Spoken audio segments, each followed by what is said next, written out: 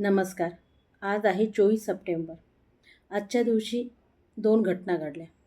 एक घटना घडली 24 सप्टेंबर 1873 साली. सत्यशोधक समाजांची स्थापना जी महात्मा फुले यांनी केली.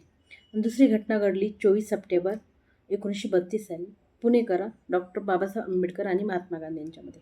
पुणे करार हा आय थिंक सर्वांनाच माहिती आहे की तो कशा संदर्भात झालेला होता पुणे करार. पण महात्मा फुले यांनी सत्यशोधक समाजाची स्थापना का केली होती? तर सत्याचा शोध घेण्यासाठी. ह्या दोन्ही समाजसुधारकांनी जे कार्य केले होते ते शूद्र अतिशूद्रासाठी केले होते. शूद्र अतिशूद्र आपल्याला माहिती आहे. शूद्र 4 वर्णापैकी एक, ब्राह्मण, क्षत्रिय, वैश्य आणि शूद्र. शूद्रावरती होणारे अत्याचार हे शेकडो वर्षापूर्वीपासून सुरू आहेत. त्यांच्यावर खूप अन्याय झाले. परंतु सर्वात अतिशूद्र व्यक्ती आहे ती म्हणजे स्त्री.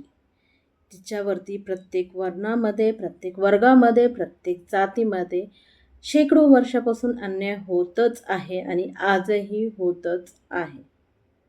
ती कोणत्याही ठिकाणी असो, कुठेही असो, तिच्यावर अन्याय होतच आहे.